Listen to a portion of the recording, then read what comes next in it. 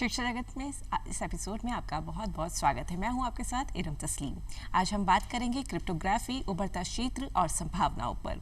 Cryptography होता है वृहद रूप कोडिंग का, जी हाँ, कूट भाषा का। नवाचारों और तकनीकी विकास के साथ इस क्षेत्र में काफ़ी परिवर्तन देखे आए हैं और ट्रेंड में ये क्षेत्र बहुत बना हुआ है। और जानेंगे इस क्षेत्र के विविध आयाम हमारे दोनों एक्सपर्ट्स से। तो चलिए एक्सपर्ट्स के पास आपको लिए चलते हैं और करते हैं इंट्रोडक्शन का। सर बहुत बहुत स्वागत है। मनिंदर सिंह भुई सर, आपका बहुत बहुत स्वागत है। आप हैं senior software engineer Hitachi Noida में, और साथ हमारे साथ एक और बेहद खास मेहमान डॉक्टर इंद्र कुमार दादीज सर, बहुत बहुत स्वागत है आपका। आप हैं assistant professor Birla institute of technology Jaipur में। सर मनिंदर सर, जब ये टॉपिक के बारे में हम बात करते हैं और क्रिप्टोग्राफी की तरफ बात करते हैं, तो क्यों ये रेलिवेंट है आज की तारीख में और क्यों प्रासंगिक है और कितना ज़रूरी है इस टॉपिक के बारे में बात करना? जी, मैं इसकी शुरुआत करना चाहूँगा कि ये प्रासंगिक क्यों है। मैं यहाँ से स्टार्ट करता हूँ इस बारे में कि जो भी मैसेज होता है वो किसी एक वैलिड यूज़र तक पहुँचे, यही क्रिप्टोग्राफी का उद्देश्य है। क्रिप्टोग्राफी के द्वारा हम किसी भी नॉर्मल टेक्स्ट को एक एनक्रिप्टेड भाषा में, जिसको हम कोडिंग और डिकोडिंग की तरफ से समझ सकते हैं, उस तरीके से कन्वर्ट कर सकते हैं। और हम चाहते हैं कि उसी मैसेज की गोपनीयता बरकरार रहे और वो किसी एक एंड यूज़र तक पहुँचे। तो जैसे आपने एक ईमेल भेजा, उस ईमेल में आपने कहा कि हाँ मैं कल ज्वाइन करूँगा आपके ऑफिस को, और थर्ड पर्सन आकर उसको बीच में आकर लिख दे कि I will resign from tomorrow, मैं कल से रिजाइन करने जा रहा हूँ, मैं आपकी कंपनी में नहीं आऊँगा, तो मैसेज के साथ में छेड़छाड़ हो गई जी। तो मैसेज की इंटीग्रिटी और कॉन्फिडेंशियलिटी, जिसको हम गोपनीयता कहते हैं, ये बरकरार रहे और जो वैलिड यूजर है उसी को वो प्राप्त हो। उसी के लिए क्रिप्टोग्राफी को आज से नहीं, कई हजार सालों से हम यूज करते आए हैं और पुरानी सभ्यताओं में भी इसको चिन्हों के द्वारा से प्रदर्शित किया जाता था। आज हम इसको क्रिप्टोग्राफी कहते हैं। तो क्रिप्टो का मतलब हो गया एक प्रकार का एनक्रिप्शन और ग्राफी का मतलब हो गया लिखना।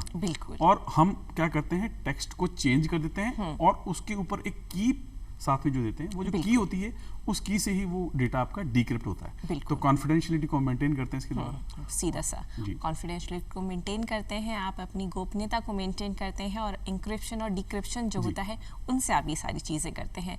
इंद्र कुमार दादीज सर के पास आते हैं। सर, क्यों ये सब्जेक्ट स्टूडेंट्स को पता होना चाहिए और इसमें कितनी नौकरी की संभावनाएं आप देखते हैं? पहले तो मैं जो अभी सर ने जो स्टेटमेंट दिया है, मैं उसमें एक दो शब्द और जोड़ना चाहूँगा कि जैसे मान लीजिए कि मैंने आपसे कहा कि 1,16,16,12,5 जी, तो हो सकता है आपको समझे ही ना कि मैं क्या कहना चाहता हूँ। बिल्कुल। लेकिन जो क्रिप्टोग्राफी को जानता है, थोड़ी मैथमेटिक्स को जानता है, कोडिंग को जानता है, तो वो समझ गया होगा कि जैसे सर समझ गए होंगे कि मैं एप्पल की बात कर रहा हूँ। This is nothing but what APPLE। तो मैथमेटिक्स में जब A को 1 से, P को 16 से अगर हम नोट करें, तो ये 1, 16, 16, 12, 5 बेसिकली एप्पल शो हो गया। बिल्कुल।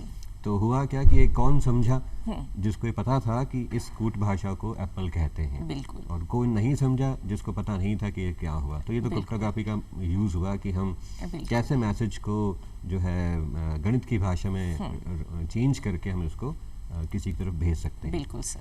रही बात इसकी कि जैसे अब और दूसरा सर ने कहा कि क्रिप्टोग्राफी दो वर्ड हैं। क्रिप्टो का मतलब होता है लगभग एक, अगर ले मैन की भाषा में समझा जाए तो एक तरह से लॉक करना, किसी चीज़ को एन्क्रिप्ट कर देना जी। और ग्राफी का मतलब होता है राइटिंग से मतलब होता है। तो ऐसी भाषा लिखना जो किसी के आम आदमी के समझ में ना आए, वो क्रिप्टोग्राफी हो जाती है। बिल्कुल। और संभावनाएं तो अपार हैं। और रही बात बच्चों की कि इनको क्या सीखना चाहिए और क्यों सीखना चाहिए, क्यों सीखना चाहिए, क्योंकि जितना भी भविष्य अब आने वाला है वो ज़्यादातर बेस जो है वो इन्हीं चीज़ों के ऊपर है। कंप्यूटर साइंस का, आर्टिफिशियल इंटेलिजेंस का, क्रिप्टोग्राफी का, ब्लॉकचेन का, और हम इस पर एक्सप्लेन करेंगे अभी कि ब्लॉकचेन क्या होती है, सर बताएंगे। लेकिन अगर इन शब्दों को अगर हम सार को तारतम्य बनाएं, इन सब चीज़ों को चेन में लेके आएँ, तो ये सारे के सारे ज्ञान अभी आने वाले हैं। अभी हम लगभग मिडिल एज में इन चीज़ों को सीखने में। तो जो बच्चा साइंस में, जो बच्चा टेक्नोलॉजी में, जो बच्चा मैथमेटिक्स में आना चाहता है, उनको इन चीज़ों से रूबरू होना ही पड़ेगा। एक तरह की समय की दरकार हम कह सकते हैं, नीड ऑफ आर हम कह सकते हैं, कि ज़रूरत है कि इन सारी चीज़ों को हम जानें और इसमें अपना करियर तराशें, क्योंकि बहुत सारी अपॉर्चुनिटीज सर इसमें आएंगी आने वाले टाइम में। और सर जब बात करते हैं मनिंदर सर के, जिस तरह से रोज़मर्रा के जीवन में इनका इंटरवेंशन होगा, ज़्यादा से ज़्यादा इनको हम इम्प्लीमेंट कर पाएंगे, इनकी एप्लीकेबिलिटी होगी, तो कृपया आप हमारे दर्शकों को बताइए कि किस तरह से इनकी एप्लीकेबिलिटी होगी रोज़मर्रा की ज़िंदगी में।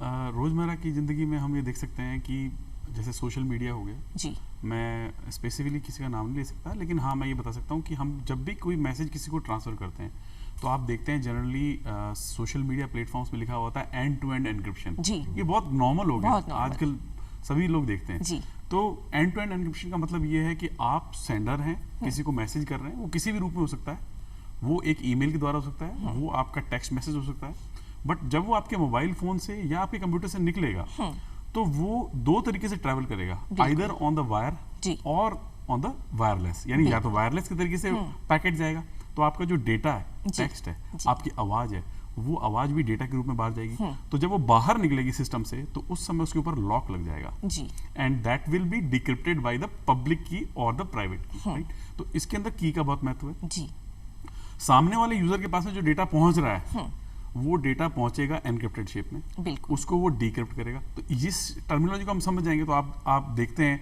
आजकल हमारे को बैंक से इंफॉर्मेशन भी आती है कि never share your pin, never share your private की, राइट, सीवीवी नंबर शेयर नहीं करना, कभी भी बैंक से कॉल नहीं आएगा और आप ओटीपी नहीं आएगा, तो वो OTP that is your private की, राइट। आप कभी भी ईमेल का पासवर्ड किसी को शेयर नहीं करते, ईमेल इज योर पब्लिक की। तो आप डेली लाइफ में देखते हैं चीजों को, आप क्रेडिट कार्ड के ऊपर लिखा हुआ जो 16 डिजिट का नंबर होता है दैट इज योर पब्लिक की, उसका जो पिन नंबर है दैट इज योर प्राइवेट की। आप डिजिटल सिग्नेचर जो कि आजकल डॉक्यूमेंट साइन होते हैं, आज प्रॉपर्टी के साइन हो गए या रजिस्ट्रार जो साइन करते हैं वो भी एक पब्लिक की है, that is and the thing इसके जो पीछे जो टेक्नोलॉजी यूज हो रही है दैट इज व्हाट क्रिप्टोग्राफी। सो जब भी हम किसी मैसेज को एनक्रिप्ट करने की बात करेंगे कि डेटा मुझे एनक्रिप्ट करना है, कोई पढ़ ना सके, गोपनीय भाषा में मैं लिख दूं और सामने वाला पर्सन उसको रीड कर सके, वो भी अपनी खुद की पब्लिक की या प्राइवेट की के द्वारा, that is what exactly use of cryptography in your daily life. आपकी डेली लाइफ में क्या इसका यूज रहेगा, बिल्कुल। तो और हम देख सकते हैं, महसूस कर सकते हैं कितनी ज़्यादा इंटरवेंशन हो चुका है इन सारी टेक्नोलॉजी का हमारी ज़िंदगी में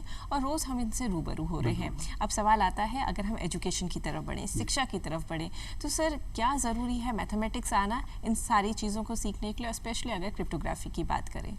देखिए, ये तो आप मतलब विचार कर लीजिए कि जहाँ पे शब्द साइंस आ गया, कंप्यूटर साइंस आ गया, टेक्नोलॉजी वर्ड आ गया, तो वहाँ पे अगर किसी बच्चे को अगर मैथ्स का ज्ञान नहीं है तो वो इन ज्ञान को भी लेना असंभव सा हो जाता है। मैं ये नहीं कह रहा कि किसी बच्चे को सिर्फ मैथ्स आए तो ये सब ज्ञान हासिल करे, लेकिन कुछ पार्ट्स ऐसे जरूर हैं मैथ्स के कि अगर उनको वो नहीं आता तो वो इन चीज़ों में भी तरक्की नहीं कर सकता। बिल्कुल। रही बात जैसे एग्जाम्पल के लिए हम सिर्फ अगर स्पेसिफाइड क्रिप्टोग्राफी की बात करें, बिल्कुल, तो सबसे पहला ज्ञान जो है वो उसको आना चाहिए कि प्राइम नंबर्स क्या होते हैं। तो प्राइम नंबर, जैसे मैं बता दूं दर्शकों को कि प्राइम नंबर एक ऐसे नंबर्स होते हैं जो कि या तो एक से या फिर खुद से ही डिवाइड हो सकते हैं। जैसे एग्जांपल के लिए 2 सबसे लोवेस्ट प्राइम नंबर कहलाता है, लोवेस्ट और इवन प्राइम नंबर 2 होता है। उसके बाद 3 है, 5 है, 7 है, 11 है।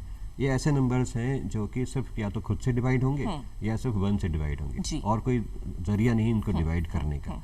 अब मैंने एग्जांपल लिया केवल 11 तक।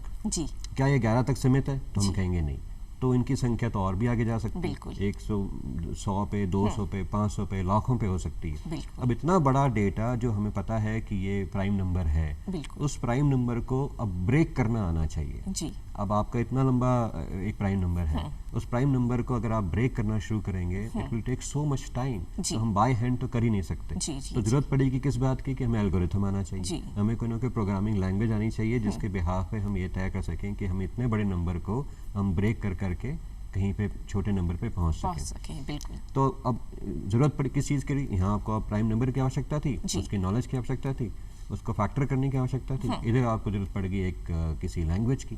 तो लैंग्वेज कैसी होगी? कोई भी प्रोग्रामिंग लैंग्वेज सबसे अच्छी, जैसे आजकल मान लीजिए पाइथन है या कोई भी लोग बच्चे इस्तेमाल करते हैं, उनका उपयोग करके उसको फैक्टराइज करना आना पड़े। अब जैसे मैं बोल रहा हूँ तो उसमें एक शब्द बार बार आ रहा है फैक्टराइज करना, तो उसको ये भी पता होना चाहिए कि फैक्टराइज का मीनिंग क्या होता है। जब अलजबरा फैक्टर करवाती है अपने या कोई एक्सप्रेशन अपने आप को फैक्टराइज कराती है तो उसका मीनिंग क्या होगा।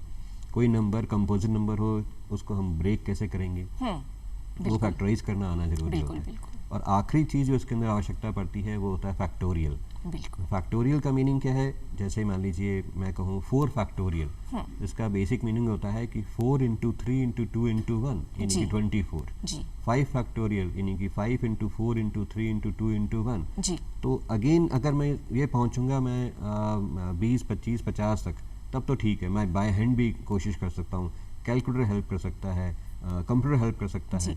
लेकिन जैसे ही हम जाएंगे 200 पे, 256 पे, 300 पे, तो उसको वापस फैक्टोरियल करना it is not an easy task. तो क्या ज़रूरत पड़ेगी? तो आपको ज़रूरत पड़ेगी अगेन प्रोग्रामिंग की या ऐसे सोर्सेज की जिसका हम इसमें इस्तेमाल कर सकें। तो बिल्कुल तो ये बेसिक टॉपिक्स हैं जो कि अगर ये नहीं आएंगे तो हम कम से कम क्रिप्टोग्राफी की संकल्पना नहीं कर सकते। बिल्कुल क्रिप्टोग्राफी की संकल्पना नहीं हो सकती, और क्रिप्टोग्राफी में मैथ्स का कितना इम्प्लीमेंटेशन है वो यहाँ पे जाहिर तौर से सामने आया। सर चाहेंगे अब 12वीं के बाद हम ये क्रिप्टोग्राफी का पढ़ाई कर सकते हैं, और कौन कौन से कोर्सेज हैं, कौन से इंस्टीट्यूट्स हैं जो प्रोग्राम्स करवाते हैं? जी मैं इस बारे में बताना चाहूँगा।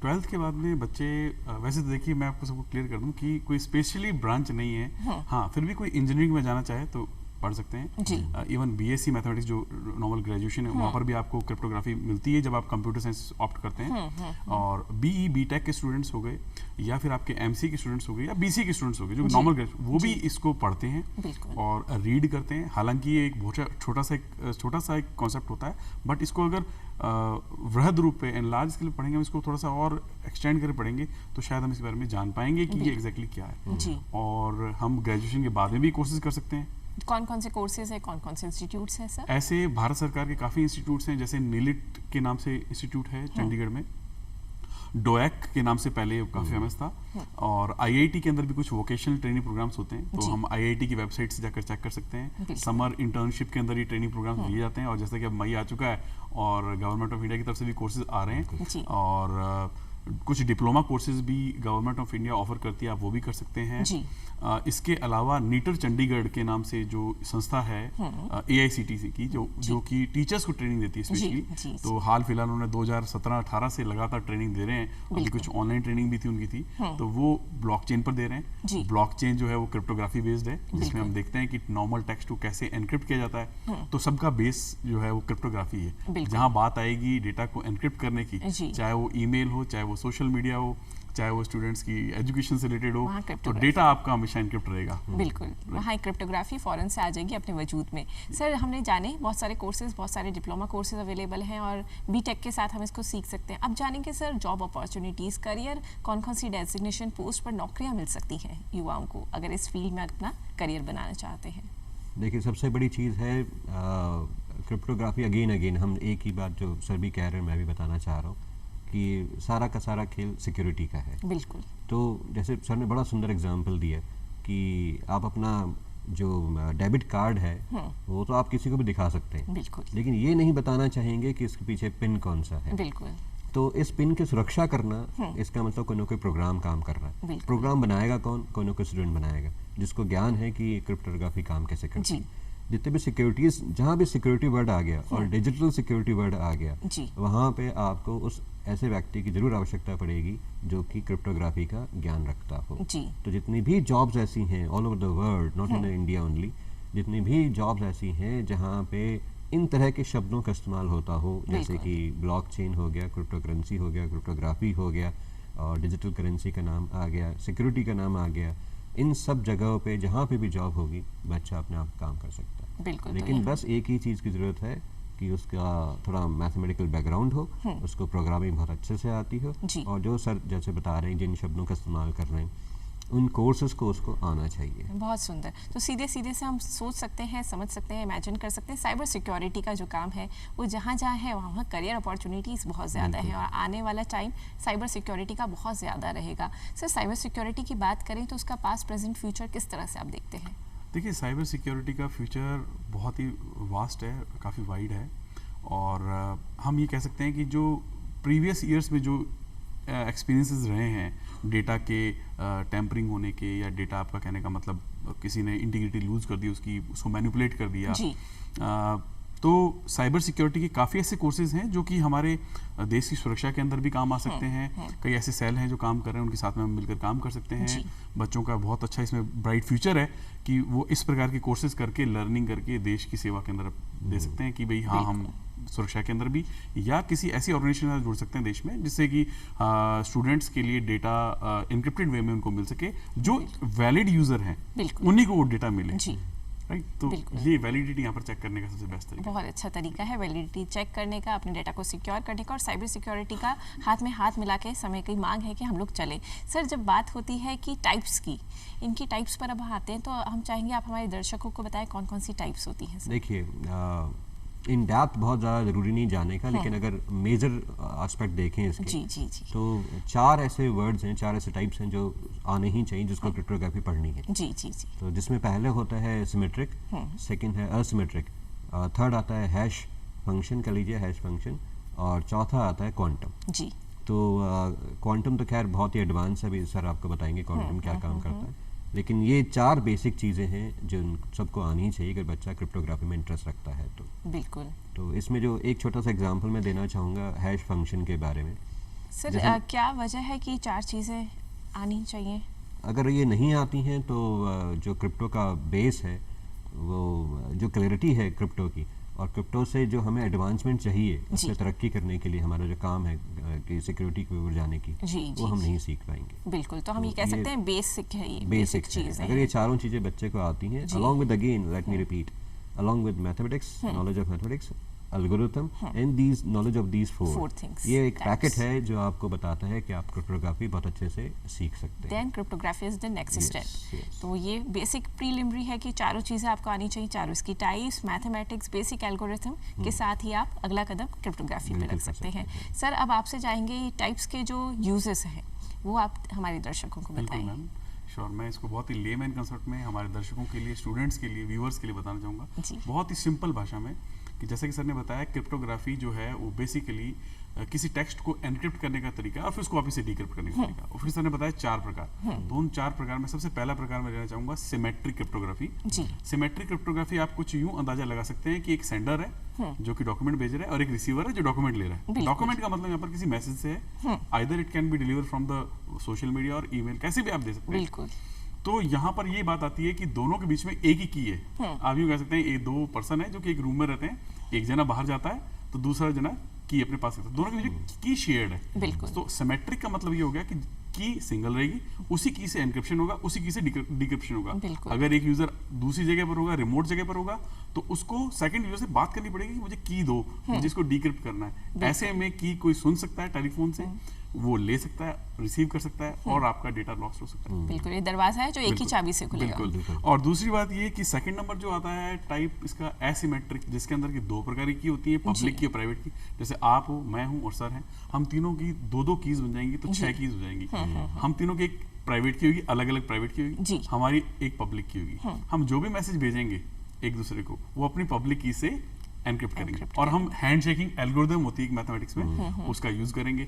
तो इससे कि हम फ्रेंड्स बन गए और जो भी मैं आपको डेटा शेयर कर रहा हूँ वो डेटा आप अपनी प्राइवेट की से उसको डिक्रिप्ट करके पढ़ सकते हैं। तो इससे एक तो इंटीग्रिटी मजबूत हुई, गोपनीयता रही कि हाँ क्या डेटा ट्रांसफर हुआ, वैलिड यूजर होगा। लेकिन इसमें भी एक गड़बड़ ये है कि इसका एक डेटाबेस मेंटेन होता है, उस डेटाबेस में जो एडमिन होगा उस सर्वर को देख रहा होगा, वो वहां से डेटा चेंज कर देगा, तो आपकी इंटीग्रिटी यहाँ पर भी कम हो जाएगी। इसीलिए 3rd नंबर का टॉपिक आता है इसमें क्रिप्टोग्राफी के अंदर, जिसको हम बोलते हैं हैश फंक्शंस या हैश बोलते हैं। हैश एक प्रकार का अल्फा न्यूमेरिक नंबर होता है जिसको पढ़ना ठीक है, पढ़ सकते हैं, लेकिन समझना और याद रखना बहुत मुश्किल है। मैं अगर आपके सामने 256 कैरेक्टर्स रख दूं रैंडम, तो आप पढ़ नहीं पाओगे। ठीक है, तो जो हैश होता है वो एग्जैक्टली एक ऐसा नंबर होता है जिसको आज हम बिटकॉइन के नाम से जानते हैं, जिसकी एक बार चाबी गुम गई तो वो कॉइन वेस्ट हो गया।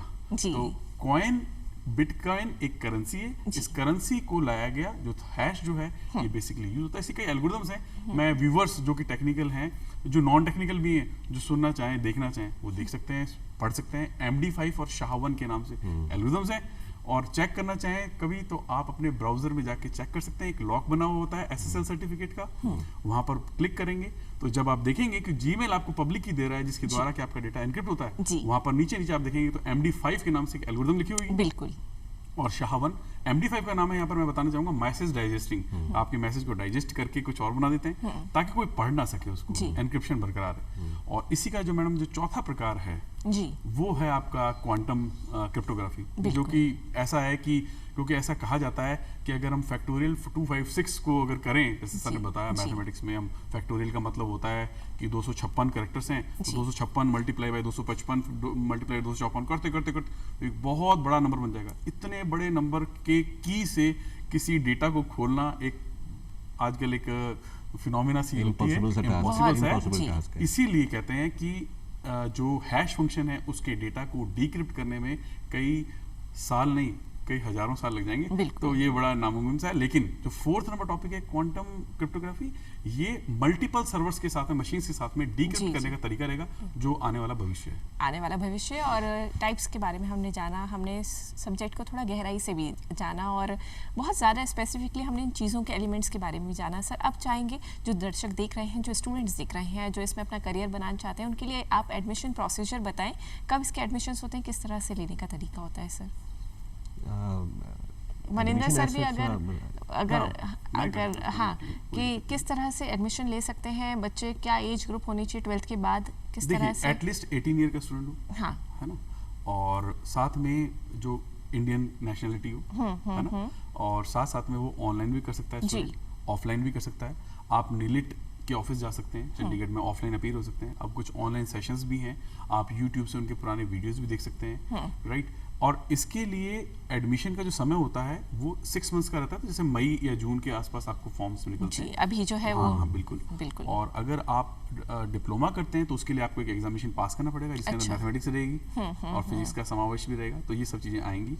और अगर आप वोकेशनल ट्रेनिंग प्रोग्राम करते हैं जो सिर्फ 3 महीने का या 2 महीने का, फिर उसके लिए कोई ऐसी नेसेसिटी नहीं है, आप जाके कर सकते हैं, बट एटलीस्ट वहां पर एक बेसिक क्राइटेरिया डेफिनेटली होगा, he should be 12th pass, should be 18 years old, है ना, और नेशनलिटी इंडियन होनी चाहिए, आपके डॉक्यूमेंट्स ले जाएंगे, और कुछ नॉमिनल फीस के ऊपर गवर्नमेंट एक कोर्स स्पॉन्सर करती है, बट कोर्सेज के नाम क्रिप्टोग्राफी ना होकर वहां पर नाम होगा ब्लॉकचेन के नाम से। जी बिल्कुल, ब्लॉकचेन के नाम से होगा। और ब्लॉकचेन आप डेली लाइफ में भी देखते हैं और हम सुनते भी हैं, लेकिन हम समझ नहीं पाते एग्जैक्टली क्या है। हम उसको अप्लाई भी करते हैं, यूज भी करते हैं, लेकिन समझना मुश्किल होता है। यहाँ ऐड के है ना, जैसे अभी सर ने कहा कि ट्रेनिंग स्कूल्स हैं, आईआईटी भी बहुत काम करती हैं इसके ऊपर जी। तो स्टूडेंट अगर वाकई जानना चाहते हैं कि क्रिप्टोग्राफी कहाँ पे सीखनी चाहिए, तो अगर बीटेक के बच्चे हैं या बीसीए के हैं या एमसीए कर रहे हैं, या जिनको सिर्फ इंटरेस्ट हो साइंस में और ब्लॉकचेन वगैरह में सीखने में, तो बहुत अच्छा है कि आईआईटी के कुछ छोटे छोटे कोर्स चलते हैं, ऑनलाइन भी आते हैं और ऑफलाइन भी आते हैं, वो उनको सीखना चाहिए। बिल्कुल, अगर आप घर बैठे करना चाहते हैं तो ऑनलाइन कर सकते हैं, और अगर आपके पास टाइम है, सहूलियत है, तो आप ऑफलाइन करें तो वो भी बेहतर होगा। सर ने बताया कि एंट्रेंस एग्जाम में मैथमेटिक्स काफ़ी आती है, उसका पोर्शन काफ़ी होता है, तो किस तरह के मैथ्स के सवाल होते हैं जो हमारे स्टूडेंट्स को प्रिपेयर होने चाहिए? बेसिकली जो 12th की मैथ्स होती है वो तो बच्चे को आनी ही चाहिए अगर वो इस फील्ड में जाना चाहता है। और नंबर 2, 4-5 टॉपिक मैंने अभी बताया अपनी बातों में कि भाई कौन कौन से टॉपिक्स में जरूर आते ही हैं, लेकिन वो तब है जब आप सिर्फ क्रिप्टोग्राफी ही सीखना चाहते हैं। एलिमेंट्री बेस है एंट्री करने का, तो उसमें जैसे कैलकुलस हुआ, परम्यूटेशन कॉम्बिनेशंस हो गए, मैट्रिसेस हो गई, इन सब का ज्ञान अगर नहीं आता तो बच्चा चला तो जाएगा लेकिन मजा नहीं आएगा उसको सीखने में, कि एंटर ही नहीं हो पाएगा ना सर, एंट्रेंस में कहीं अटक जाएगी गाड़ी। हाँ, मैं जो सीख रहा हूँ वो बिल्कुल कितना काम आ रहा नहीं जी। तो कौन कौन से मैथमेटिक्स के टॉपिक्स जो आपने बताए, कैलकुलस हो गया, जैसे कैलकुलस हो गया, परम्यूटेशन कॉम्बिनेशन हो गया, थोड़े बहुत ज्ञान स्टैटिस्टिक्स का होना चाहिए, थोड़ा प्रोबेबिलिटी आनी चाहिए, और सबसे बड़ी बात है मैट्रिक्स आनी बहुत जरूरी है, क्योंकि सारा खेल ही डेटा का है। और मैट्रिक्स जो बच्चे अगर समझ पा रहे हैं 11th-12th के बच्चे जो खास हैं, तो वो matrix basically arrangement of the numbers ही होता है, एरे होता है। तो वहीं से जो है किसी भी जो लैंग्वेज पैदा होती है कंप्यूटर साइंस के अंदर, उसका जो इनिशिएशन है, जो बेस है, वो वहीं से स्टार्ट होता है। बिल्कुल। तो इनका ज्ञान होने से मतलब बहुत ज़्यादा लंबी तरक्की करनी हो तो बेस मजबूत होना बेहद ज़रूरी है। और 12th के मैथ्स, 12th की आपकी जो टेक्स्ट बुक है उसको का कमांड होना बहुत बेहतर है, जिससे आप आगे के एंट्रेंस एग्जाम्स कर सकें, और ब्लॉकचेन होगी, क्रिप्टोग्राफी होगी, इस तरह की काफ़ी कोर्सेज आप उसमें अपनी जो है रीच कर सकें और अपना जो है एडमिशन पा सकें। सर जब मनिंदर सर, जब हमने एंट्रेंस का एग्ज़ाम पास कर लिया और बहुत सारे स्टूडेंट्स और बहुत सारे पेरेंट्स भी कंफ्यूज होते हैं, क्या हमारा बच्चा इस क्षेत्र में जाने काबिल है, एलिजिबल है, क्या ये इसमें जाने के लिए सक्षम होगा, या इसका एप्टीट्यूड है, तो किस तरह से वो देखें? इसमें एक मैं सजेशन ये देना चाहूँगा कि बच्चे का इंटरेस्ट क्या है exactly, सबसे पहली बात बच्चे का क्या इसमें इंटरेस्ट है। बच्चे का इंटरेस्ट स्पोर्ट्स में और हम उसको कह रहे हैं कि आप ब्लॉकचेन कर लीजिए। अब उसको पता नहीं है ब्लॉकचेन पढ़ने के लिए मुझे पहले मैथमेटिक्स पढ़नी पड़ेगी और मैथमेटिक्स पढ़ने के लिए उसको नहीं समझ में आ रहा मैथमेटिक्स, तो फिर वो आगे ग्रो नहीं कर पाएगा। बिल्कुल, तो अपना इंटरेस्ट को जानना पड़ेगा, फिर ही आप इसमें कर सकते हैं। और इसकी एक ज़रूरी चीज़ है जो है मैथ्स। सर, फाइनल कमेंट्स आप क्या देना चाहेंगे आज के टॉपिक पर? देखिए, मैं अगेन दो चीज़ों पे वापस आना चाहूँगा जी कि जैसे सर बार बार जो एक बहुत सुंदर शब्द इस्तेमाल कर रहे हैं ब्लॉकचेन, जी, तो ये समझना बेहद ज़रूरी है कि ब्लॉकचेन बेसिकली है क्या। हम डेली, जैसे सर कह रहे हैं कि हम डेली इस्तेमाल कर रहे हैं, लेकिन कहाँ पे कर रहे हैं? बिल्कुल बिल्कुल ठीक है। बिल्कुल। तो देखिए, जैसे कोई बच्चा क्लास स्टार्ट करता है क्लास 1 से एडमिशन लेना, उसका डेटा जनरेट होना शुरू होता है। बिल्कुल सर। उसके पेरेंट्स का नाम, कहाँ से आया है, वो डेटा जो होता है वो कलर कैसा है, उसकी हाइट कैसी है, सब कुछ लिखा हुआ आता है। बिल्कुल बिल्कुल। फिर वो जंप करता है 2nd, 3rd, 4th, फिर कॉलेज स्टार्ट करता है, फिर यूनिवर्सिटीज़ में जाता है, फिर वो जॉब में जाता है। अब आप देखिए कि उसका पूरा डेटा आपको इकट्ठा रखना हो। जी, ये कब तक इकट्ठा रखना है? जब तक कि वो बहुत बड़ी जॉब में ना आ जाए और कोई पूछे कि इसका डेटा बताइए, तो वो एक चेन की तरह काम करेगा कि सारा का सारा उसके ऊपर, उसके पास पूरा डेटा उनके पास इकट्ठा आ गया। बिल्कुल, ये सुंदर एग्जाम्पल है। बिल्कुल, बहुत सुंदर। तो इसी तरह की और भी कई जो एग्जाम्पल्स मैं ऐड कर सकता हूँ, लेकिन वक्त की कमी है, वक्त की नज़ाकत को देखते हुए हम एग्जाम्पल्स को सर यहीं पर और एक आखिरी स्टेटमेंट मैं देना चाहूँगा, क्योंकि क्रिप्टोग्राफी, चाहे क्रिप्टोकरेंसी, चाहे ब्लॉकचेन, चाहे मैथमेटिक्स, चाहे किसी भी फील्ड को आप ले लीजिए, जैसे बड़ी सुंदर एक स्टेटमेंट दिया गया है कि मेरी ज़िंदगी मुसलसल सफ़र, जो पहुंचा मंजिल पे तो मंजिल बढ़ा दी। क्या बात है, तो बहुत मीनिंग ऑफ दैट कि खूबसूरत। जितना हम सीखेंगे वो तब तक आधा ही सीखा है, अभी तो हमें और मंजिलें तय करनी फार है। मोर वे टू लर्न। और क्रिप्टोग्राफी में बहुत सारी चीज़ें हैं जो सीखना बाकी है। एक बहुत अच्छा सुंदर करियर है। इसी नोट पे आप दोनों को, मनिंदर सर भूई सर और इंद्र कुमार दादी सर, आप दोनों का बहुत बहुत शुक्रिया सर, आप आए और इतनी अच्छी जानकारी दी। और इसी नोट पर कि बहुत सारा करियर की संभावनाएं हैं, बहुत सारी अपॉर्चुनिटीज़ हैं, बस ज़रूरत है उनको एक्सप्लोर करने की। अब दीजिए इजाज़त, इरम तस्लीम को नमस्कार।